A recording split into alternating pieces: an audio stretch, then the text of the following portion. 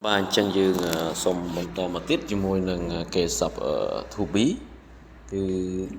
មាន3ទម្រង់ទី1គឺគេឲ្យឈ្មោះថា positive ដែលមានន័យថាទម្រង់ស្រកអញ្ចឹងទម្រង់ positive នេះគឺយើងមើលទៅមុនមកយើងត្រូវដាក់ subject ទៅមកយើងបូកជាមួយគេ sub to be បាទហើយមានចុចនេះបាទយើងដាក់អីទៅក៏បានដែរបាទប៉ុន្តែមិនមែនជា object ទេបាទអញ្ចឹងយើងមើលឧទាហរណ៍តើតើទៅនឹងចំណុចមួយនេះណាគឺបើសិនយើងប្រើគេ sub to be ហ្នឹងជាមួយនឹងប្រធាន I គឺថា I am ណា I am a student ទេមានន័យថាខ្ញុំ I គឺខ្ញុំ am គឺជាអញ្ចឹងខ្ញុំគឺជាសិស្សម្នាក់ណា student គឺសិស្សបើសិនយើងប្រើ subject របស់យើង you បាទគឺ verb to be របស់យើងจะប្រើជាមួយ are ណាបាទឧទាហរណ៍ថាក្នុងប្រយោគហ្នឹងគឺ you are a teacher បាទមានន័យថាអ្នកគឺជាលោកគ្រូបង្រៀនម្នាក់អញ្ចឹងបន្តមកទៀតគឺយើងមើល we subject we ក៏ប្រើជាមួយ are ដែរគឺ we are doctors មានន័យថាយើងគឺជាគ្រូពេទ្យណាពួកយើងគឺជាគ្រូពេទ្យ and ឧទាហរណ៍មួយទៀតគឺ they are Cambodians ពួកគេគឺជាជនជាតិកម្ពុជាណាបាទ he យើងប្រើជាមួយ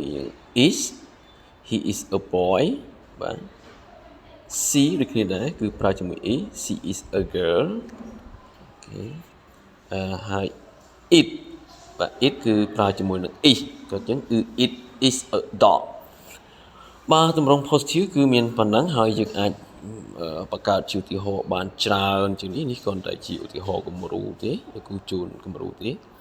បាទយើងអាចបង្កើតជាច្រើនទៀតណាបាទនឹងហើយយើងចូលដល់ទម្រង់មួយទៀតគឺដែលយើងអាចឃើញលើ list ហ្នឹងគឺទម្រង់ negative មានន័យថាគឺទម្រង់បដិសេធពេលខ្លះយើងនិយាយគឺយើងបដិសេធជាមួយគេដែរណាបាទទម្រង់បដិសេធមិនពិបាកទេបងប្អូនអរគ្នាយើងមើលគឺយើងថែមតែពាក្យ not ណាបាទ not ទៅនៅបន្ទាប់ពីគេ sub to be ហ្នឹងទៅគឺនោះវានឹងខ្លាយទៅជាទម្រង់បដិសេធហើយបាទសូមយើងមើលឧទាហរណ៍នេះគឺឧទាហរណ៍ដូចពីទម្រង់ positive ដដែលឯងគ្រូគាត់ថែម not បញ្ចូលទេបាទគឺនេះគឺ not I am not a student you are not a teacher we are not doctor they are not Cambodian and he is not a boy she is not a girl it is not a dog so អញ្ចឹងយើងថែមតែ not ណាបន្ទាប់ពីគេ sub to be ទៅបាទនេះអញ្ចឹងទម្រង់ពីរហ្នឹងគឺយើងគឺមាន positive ហើយនិង negative ចំណែកឯមួយចំណុចដែលមានសារៈសំខាន់ផងដែរ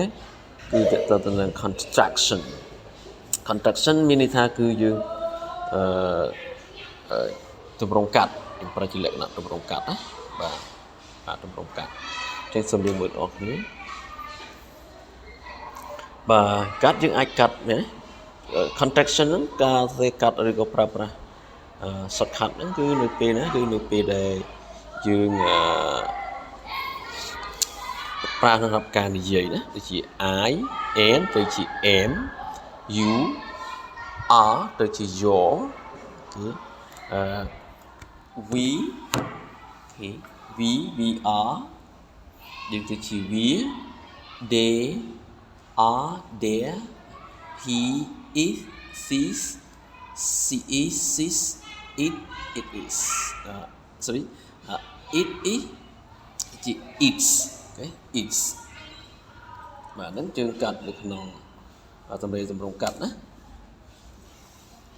បាទមួយចំណុចទៀតបើសិនជាតទៅនឹងការសរសេរ contraction ជាមួយនឹងទម្រង់បដិសេធវិញគឺ am not ណាយើងសេបានទៅជា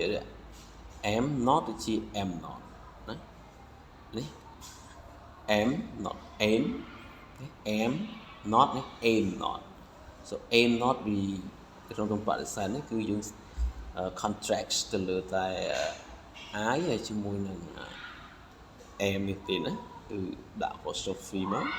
hoặc sau em hay not máu và anh ấy dùng ai đã thà a hay apostrophe hay and not đi từng đọc ngọt ấy một chiếc cứ a nó dựng ai từ sẽ chốt nghiệp bán cứ tam dạng a nó dựng ai sẽ chỉ and okay. Nhưng khởi sở với hai một chiếc is not chỉ isn't và chắc dương cho mơ tầm rồng một chiếc tự là tầm rồng sum đố question dương khé cứ tầm rồng sum đố đi cứ hết là số thì là vòng first of on off nữa cứ dương được thủ bi đã nơi mộtประเทศ bao dương từng ôm máu hai dương tham ta sẽ nhà số được cho nên mình nước mình chấm lại và cho chúng mới chấm lại đó nhé bờ sáng cái số là am I a student cái đã n nơi hàng mục đó n mục ai am I a student được ai trả lời yes subject cái cho dự á but no you know am not em okay một tiếng nữa are you a teacher nơi mục you chấm lại dự ai trả lời yes I am rồi còn no am not short answer cứ trả lời bài yes rồi còn no